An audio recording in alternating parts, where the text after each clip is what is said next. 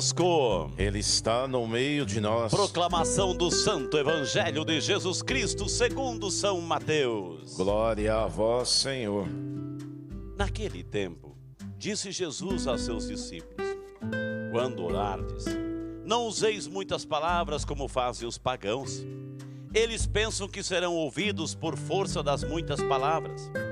Não sejais como eles, pois vosso Pai sabe do que precisais, muito antes que vós o peçais. Vós deveis rezar assim: Pai nosso que estais nos céus, santificado seja o teu nome. Venha o teu reino. Seja feita a tua vontade, assim na terra como nos céus. O pão nosso de cada dia, dá-nos hoje. Perdoa as nossas ofensas, assim como nós perdoamos a quem nos tem ofendido. E não nos deixes cair em tentação, mas livra-nos do mal. De fato, se vós perdoardes aos homens as faltas que eles cometeram, vosso Pai que está nos céus também vos perdoará.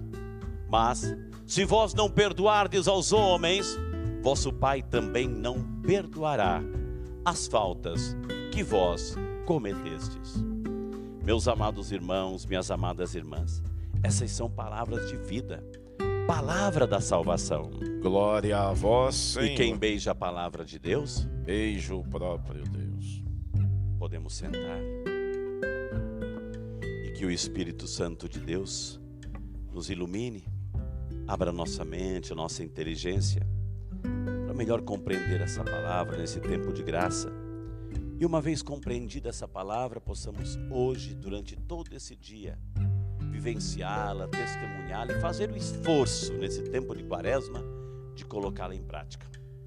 Amém? Meus amados, minhas amadas, durante esses dias, Jesus está nos explicando, né, aquele tripé fundamental desse tempo de quaresma. Nós começamos a quaresma na quarta-feira de cinzas e nós ouvimos o Evangelho, as ferramentas que Jesus nos deu, nos deixou para a gente fazer uma caminhada. O combate é grande, minha gente. O combate é grande. Eu vou citar alguns exemplos aqui, né, para mostrar o que Jesus veio fazer. Por exemplo, você sabe que a gente lida com a questão da saúde. Você sabe que tantas entrevistas com médicos, né, isso tem uma bagagem. Mas, por exemplo, vamos assim, eu vou citar, e o que eu citar aqui, preste atenção, não é para você copiar, né, a receita, não é para você entender o que está por trás de tudo isso. Por exemplo, quando nós temos uma dor de cabeça, a gente vai no médico: olha, eu estou reclamando, senhor, doutor, eu estou com uma dor de cabeça. O médico dá uma dipirona. Quando você está com uma dor na garganta, ele pode dar um bezetacil. Quando você está com a dor nas costas, ele pode te dar um Voltaren. Quando você está com a dor no muscular, ele pode dar um Dorflex. Quando você está com a dor na barriga, ele vai te dar um Buscopan. Eu citei esse medicamento, mas não é para você copiar. O Frei está receitando o remédio. Não.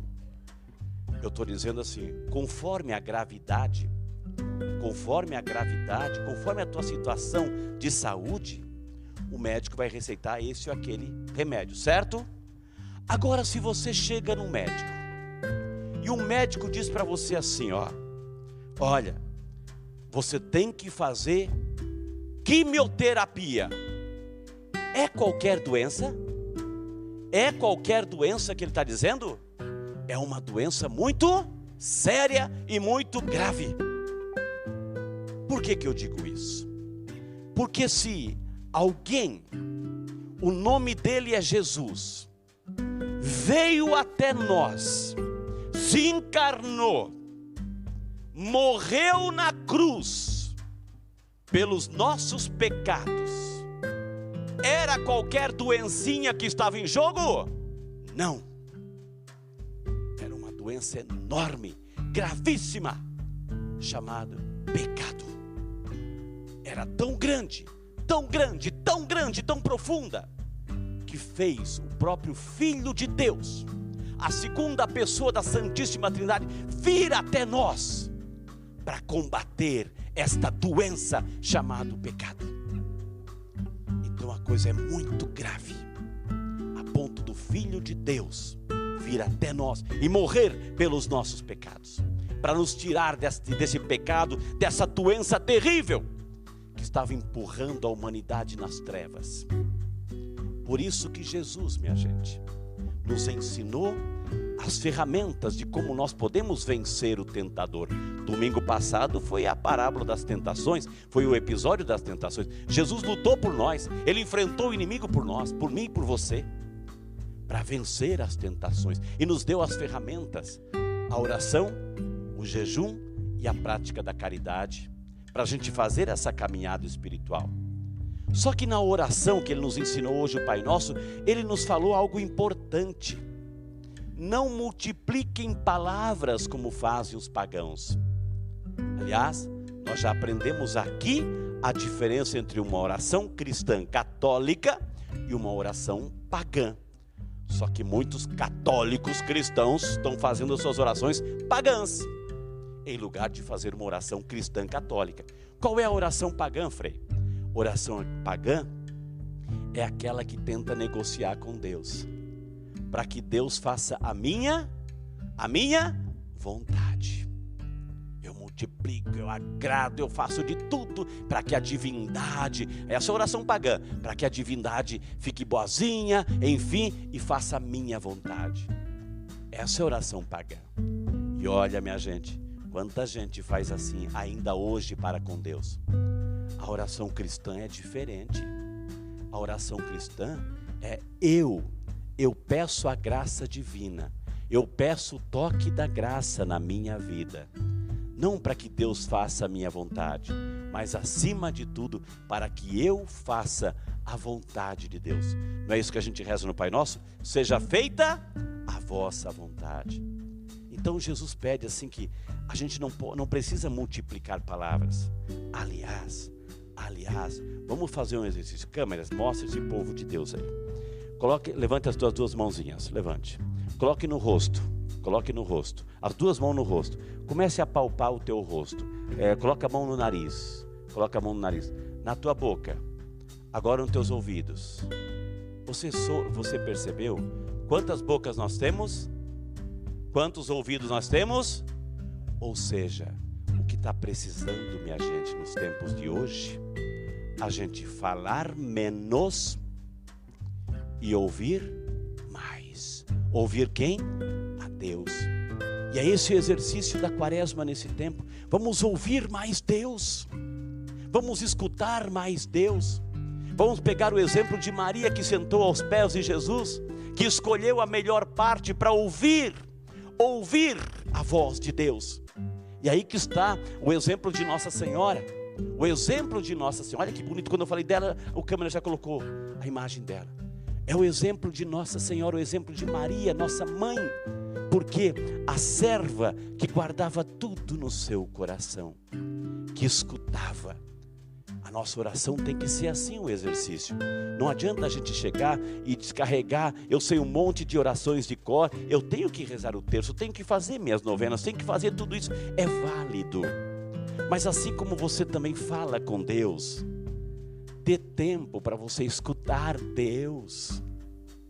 Às vezes a gente descarrega um monte de oração prontas e não dá tempo para escutar Deus. É por isso que eu fiz o exercício. Nós temos 2 ouvidos e uma boca. Exercício de hoje, não multiplicar palavras, mas ter essa atitude de Maria. Escutar, porque ela escolheu a melhor parte. Aliás, já aprendemos aqui também que a oração, uma oração bem feita, minha gente, ela tem 3 características. Preste atenção, 3 características. Primeiro, a oração precisa de tempo. Eu tenho que dedicar tempo para estar com Deus. Tempo para estar com Deus. A oração, ela precisa de presença. Eu tenho que estar lá. Como um todo, por completo, eu tenho que estar ali. E a oração precisa de exclusividade. É eu e Deus. É a criatura com o Criador. Conversando, em silêncio, falando, mas ouvindo. Tempo, presença e exclusividade. Essa é uma oração bem feita. Essa é a oração que Deus escuta. A oração do filho, que fala sim, que tem o direito de falar, mas tem o dever também de escutar a voz de Deus. Que exercício lindo nesse tempo de Quaresma. Falar com Deus, conversar com Deus, mas acima de tudo, dar tempo para ouvir os conselhos de Deus em nossas vidas. Amém. Glória ao Pai, ao Filho e ao Espírito Santo. Como era no princípio, agora e sempre. Amém.